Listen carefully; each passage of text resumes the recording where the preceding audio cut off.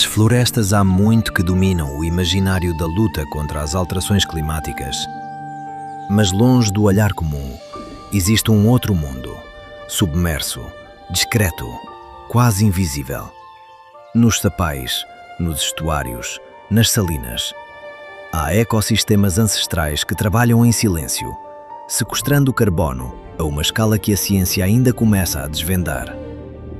É isto que chamamos carbono azul.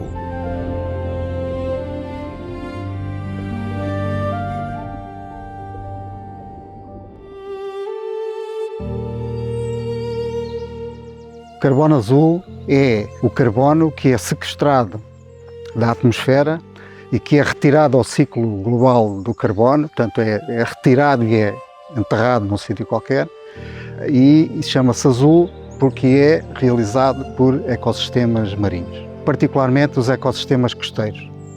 E os ecossistemas costeiros que são extraordinários a fazer isto são as ervas marinhas, o mangal e o sapal, que é isto que nós vemos aqui.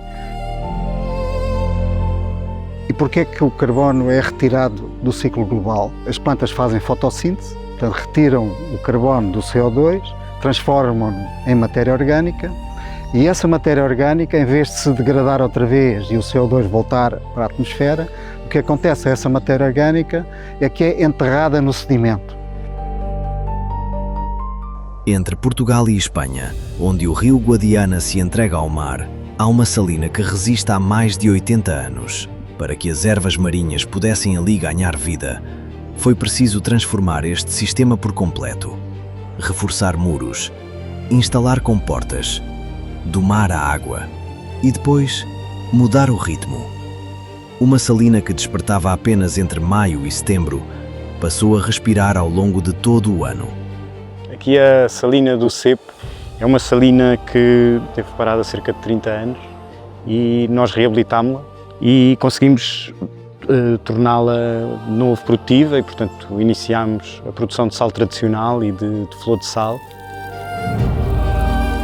Desde a nossa fundação nós sempre quisemos, no fundo, conciliar a atividade económica com as mais-valias ambientais e, portanto, quando surgiu a hipótese de, no fundo, integrar aqui o projeto Sal-C, isto assentou como uma luva na nossa estratégia, porque à parte do aumento do sequestro de carbono, aumentou também a própria biodiversidade e, portanto, originou também estes aspectos positivos do ponto de vista ambiental. E eu acho que é um exemplo como as atividades económicas e o ambiente e a natureza e a preservação e o combate às alterações climáticas não têm que ser coisas antagónicas, podem ser conciliáveis e podem inclusivamente beneficiar-se mutuamente, que é o que nós sentimos do ponto de vista da produção de sal.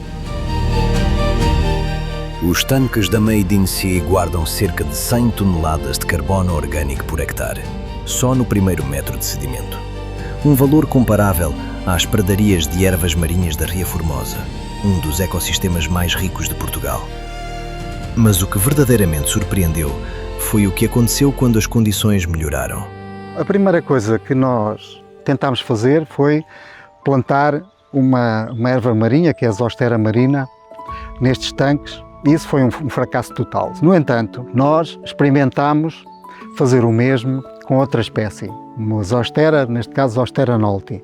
E isso fizemos com grande sucesso, na realidade. As plantas resistiram e estão aqui há meses, já há um ano praticamente, e estão a desenvolver-se, portanto, estão a crescer.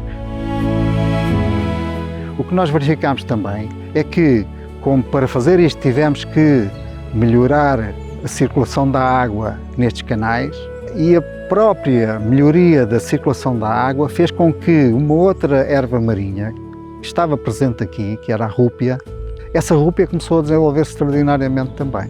Portanto, na realidade agora temos duas ervas marinhas nestes canais que se desenvolvem e é isto que nós estamos a medir, provavelmente fazem o sequestro do CO2 da atmosfera.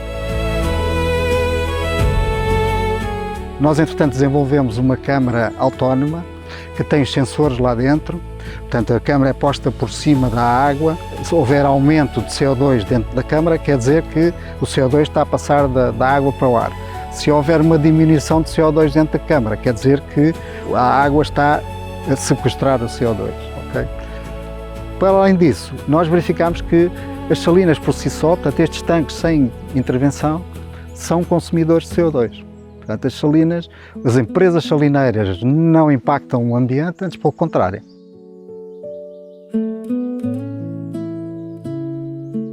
O projeto saiu do terreno e encontrou novas gerações. Chegou às escolas, às universidades, às feiras, mas a Blue ZC quis ir mais longe. Criou uma abordagem que junta ciência e encantamento. Um laboratório de maravilhamento, o Wonder Lab. A experiência ganhou um nome, Alice pelas Salinas.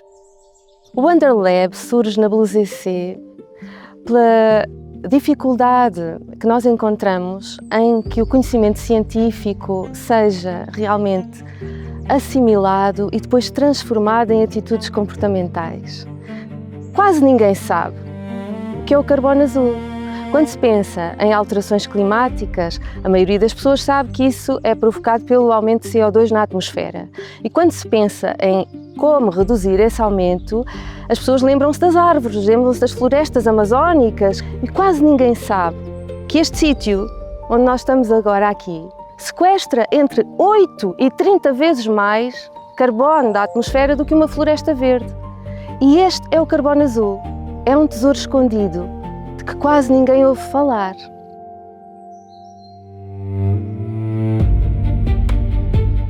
Este projeto é um projeto que valoriza o conhecimento, a investigação, na valorização do nosso património natural e também do nosso potencial económico num espaço de reserva natural, no maior respeito àquilo que é o cumprimento dos Objetivos de Desenvolvimento Sustentável.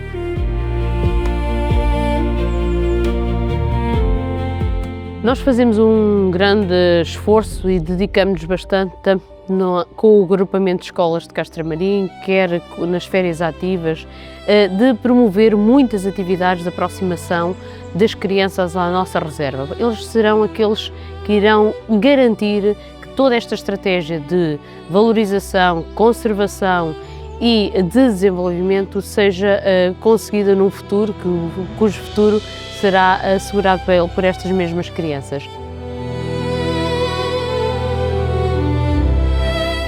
O Sal C revelou algo inesperado. Uma salina tradicional pode ser mais do que aquilo que sempre foi. Pode sustentar um negócio, abrigar um ecossistema e responder a um desafio global. Um modelo com potencial para ir além deste lugar.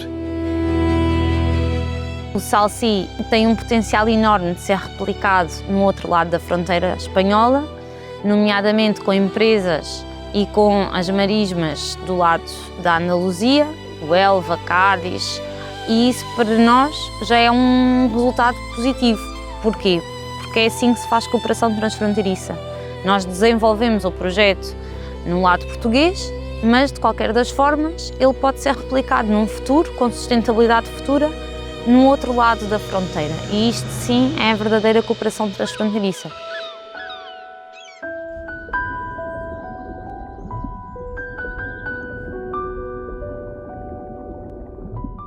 8 a 30 vezes mais que uma floresta verde. E está aqui. É um tesouro escondido que temos que preservar. Daqui a uns anos, o que era interessante era olhar não só para este lugar, mas para empresas salineiras que tenham esta mais-valia, não é? E que consigam cultivar ervas marinhas. E lá está.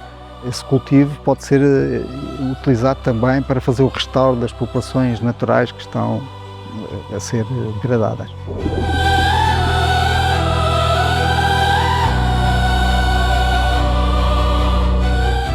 Há lugares no mundo que guardam segredos que ainda não sabemos ler. Neste recanto do sul, entre o sal e a maré, alguém decidiu aprender a língua deste lugar. E o que ouviu mudou a forma de olhar para tudo o que parecia abandonado, esquecido, sem valor. As salinas não eram o fim de nada. Eram o princípio de uma conversa que o planeta precisava de ter.